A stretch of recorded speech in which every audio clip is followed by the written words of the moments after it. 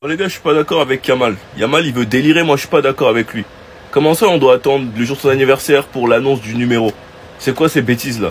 Honnêtement, c'est quoi ces bêtises? Lamine Yamal a demandé au club d'annoncer son changement de numéro le jour de son anniversaire, le 13 juillet. C'est également la date à laquelle son nouveau contrat, jusqu'en 2031, entre en vigueur. Si je me trompe pas, le maillot du Barça sort cette semaine. Donc nous, on doit attendre l'annonce, pour acheter notre maillot. C'est quoi ces délires là? Maintenant, s'il est sold out, toi tu vas dire quoi? Hein? S'il est sold out, il va nous dire quoi? Il va nous payer les maillots? Il va nous ramener les maillots? C'est quoi ça? Moi je suis pas d'accord. Moi je vous à chaque fois vous critiquez mes choix, mais là je suis pas d'accord. Là je suis pas d'accord avec lui. Il va s'amuser à faire un storytelling tous les jours. Il a déjà mis Maradona. Hein? Il a déjà mis Ronaldinho. C'est qui le prochain? C'est Romario? C'est Rivaldo? C'est Riquelme? C'est Fati? C'est Messi? Les gars, je suis désolé. Si les maillots ils sortent demain, la direction ils doivent lui refuser ça. Parce que personnellement je trouve que c'est pas carré du tout. C'est pas carré à mort même.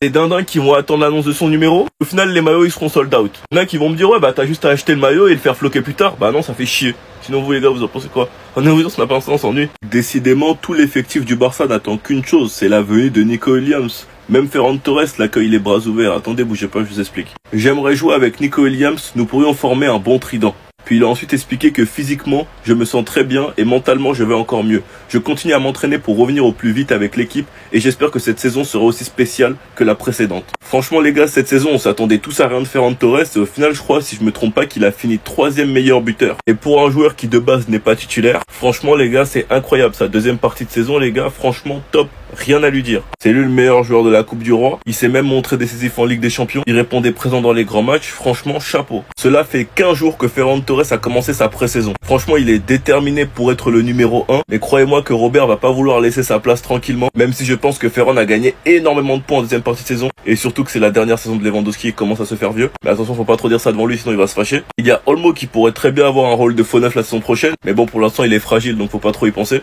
Et Rafinha avec Nico sur le terrain, je sais pas s'il va jouer 10 ou 9. En tout cas, ce qui est sûr, c'est que tous les joueurs sont pour la venue de Nico Williams. À ce qui paraît, ça devrait être cette semaine. Donc cette semaine, on veut le tweet de Fabrizio, s'il vous plaît. Sinon vous les gars, vous en pensez quoi? 39 sur cette importance, on s'ennuie. Déco, nous avons une dernière mission pour toi. Quand j'ai parlé de lui, en début de Coupe du Monde des clubs, on m'a insulté. On m'a dit t'as oublié qu'Abe il sait pas défendre. Il vient de prouver quoi durant cette Coupe du Monde des clubs? Qu'il a bel et bien toujours le niveau pour jouer en Europe. Sachant que chez nous, on lui demande pas d'être titulaire, mais d'être le backup de Koundé et de Baldé. Et c'est un backup de luxe. Sachant qu'il ne s'est jamais arrêté de montrer son amour au Barça. Après le match contre le Real, il dit je suis un fan du Barça, j'adore Barcelone, j'adore le temps que j'ai passé dans ce club et j'adore le groupe là-bas. Il a reçu un maillot du Barça, il était tout heureux. Sans compter le fait que durant toute l'année, on l'a toujours vu avec un maillot du Barça. Et pour moi, après avoir recruté Nico Williams, c'est censé se faire vendredi. La clause devrait être payée vendredi. Je me fie pas qu'à la source sport, il y a plusieurs sources qui l'ont relayé.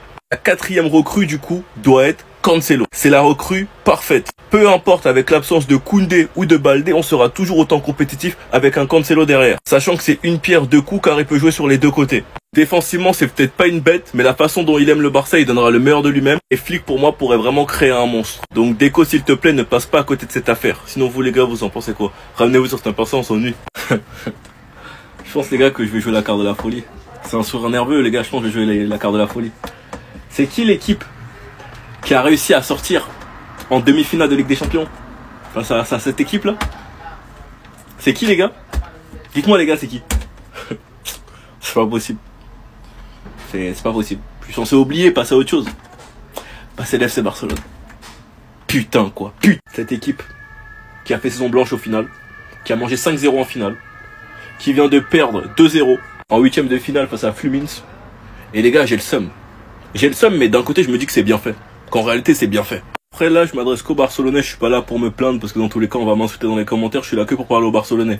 Surtout que les gars, quand tu regardes le contexte, qu'est-ce que c'est frustrant? T'entames ce match avec 3 titulaires blessés. Match retour, un arbitrage pourri. Il n'a pas été suspendu pour rien, les gars, vous pouvez tout raconter dans les commentaires. Il n'a pas été suspendu pendant un petit moment pour rien. Et le pire, c'est que c'est pas la première fois que ce type-là, il nous fait ça contre eux.